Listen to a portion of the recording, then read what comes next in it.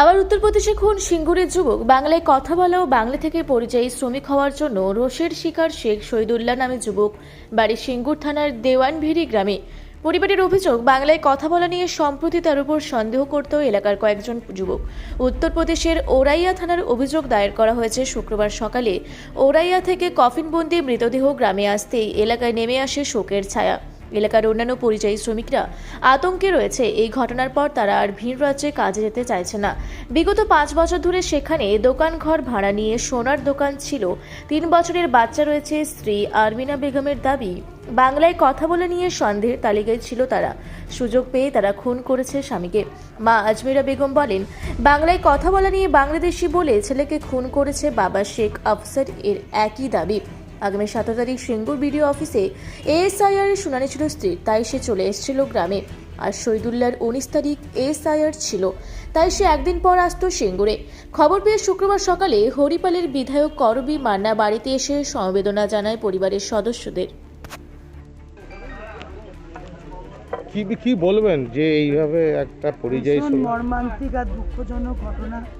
ভীষণ, এটা ভাবা যায় না যে একটা বাংলার ছেলে সে কাজ করতে গেছে বলে উত্তরপ্রদেশের বাড়ির লোক, ওর মা এবং স্ত্রী দাবি করছে যে তার জন্য তারা বাংলায় বললো যে বাংলায় কথা বলতো বলে যে তাদের সঙ্গে দুর্ব্যবহার করতো। ইউপির মানুষ, সেখানকার মানুষ, সেখানকার ব্যবসাদার, সাধারণ মানুষ এবং খুব আতঙ্কই ছিল। এবং ওর স্ত্রী 17 তারিখ হিয়ারিংয়ের চিঠি এসছে, আর ওনার 19 তারিখ চিঠি এসছে। ওনার কাজ ছিল বলে স্ত্রীকে পরশু দিনই গাড়িতে চাপিয়ে দিয়েছে, আর পরশু দিনই ওখানে মার্ডার করে দিয়েছে। একটা খুব বাচ্চা, 3 বছরের বাচ্চা আছে এবং খুব কম বয়সী একটা ছেলে, 28-30 বছর বয়স ছেলেটি। খুবই দুঃখজনক, মর্মান্তিক এবং একটা লজ্জাজনক ঘটনা। এটা ভাবতে পারি না যে আমরা ভারতবর্ষের বুকে বাস করছি। শুধু বাংলা থেকে গেছে বলে, শুধু বাংলা, ওরা দাবি করলো তাই, সেটা বাংলা থেকে গেছে বলে।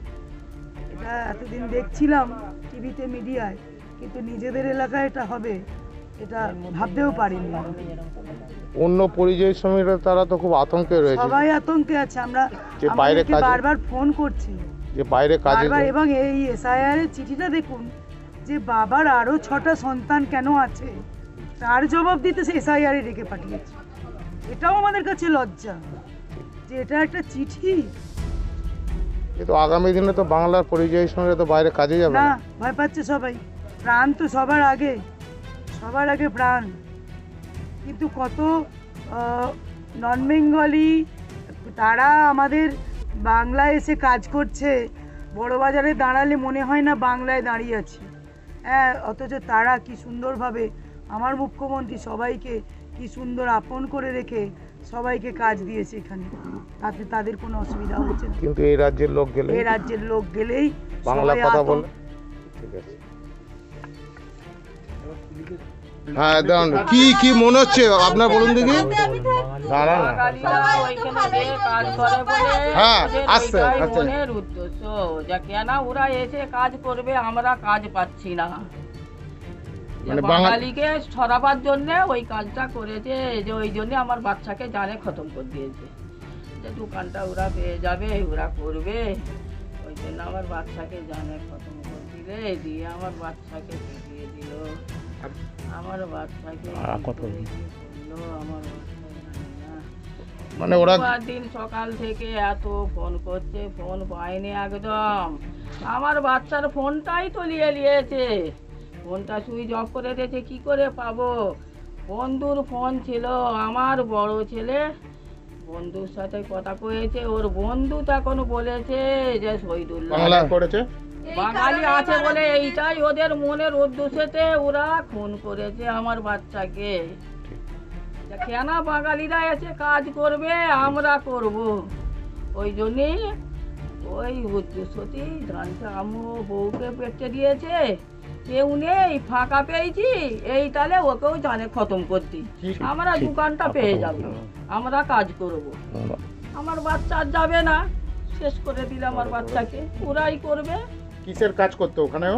আমার বাচ্চা দড়ির কাজ করছে, সোনার কাজ করছে। ওর কি নিজের দোকান ছিল?